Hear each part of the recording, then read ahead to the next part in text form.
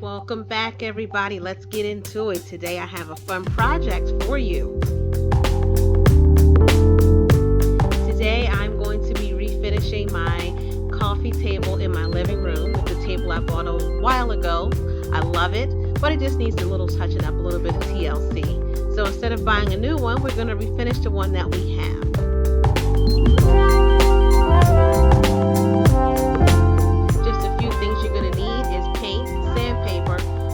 Brush, small paintbrush, and drop cloth, and a little bit of elbow grease and thyme.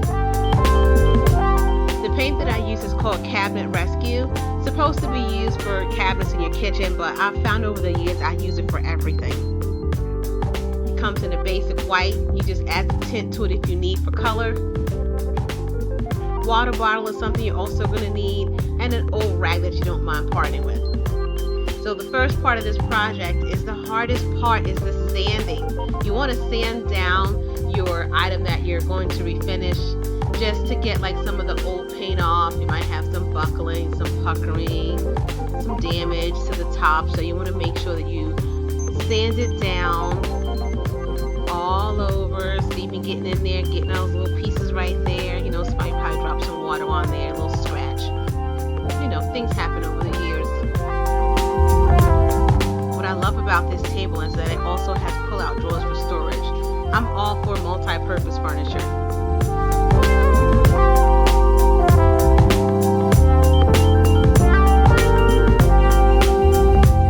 So as you can see, the table is white. I am going to refinish it white because I think it makes the whole room pop. Anytime you have anything in your room, your decor, if you add something that has a pop of white to it, it just makes everything stand out even more. Once you finish resanding or sanding down the top of your table, you want to get underneath on the sides. Any part that you're painting, the bottom, the legs, the sides of the furniture, you want to sand it all down just so that the paint adheres a little bit better. Now you do see in the screen, you do see looks like little snowflakes there.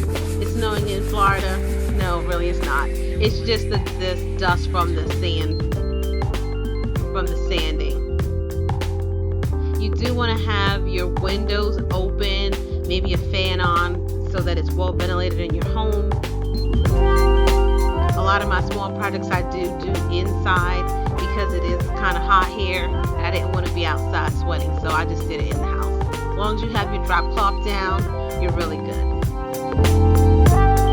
Now here, you're going to see what I use is a damp cloth to just wipe everything down and get all the dust off from the sanding. Also, please like and subscribe to the video if you haven't already. Thank you for your support. Here's the cutest little thing that I found. I love this. I don't know why. It's a little mini paint tray and a mini paint roller. You're going to start painting with the bottom part of your table first, all around the sides, the bottom, and the legs. As you can see, the legs have a nice little detail on it, so you can't use a roller brush there. You want to use a little paintbrush to get into those little nooks and crannies. Then when you're all done, you want to paint the top part of your table with your cute little roller brush, just back and forth strokes.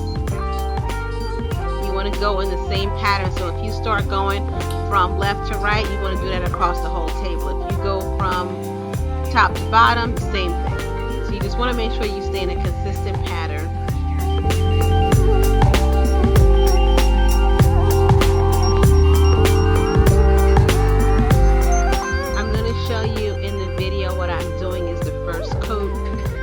Dry for 30 minutes, and then I did a second coat on the table and on the dresser drawers just to give it a nice finished look.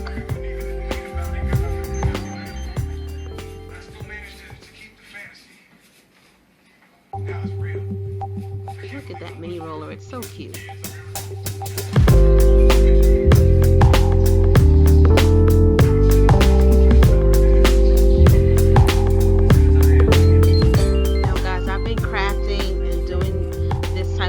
For a long time, so although I'm right-handed, I can paint with my right hand and my left hand. So you'll see in the video that it kind of looks strange because I'm painting with one hand and then the other hand.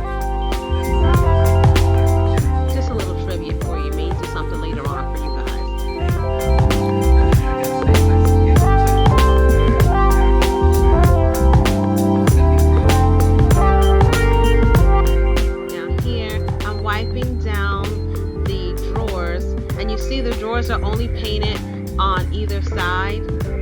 The sides of the drawer are not painted because they're inside the drawer and you can't see them.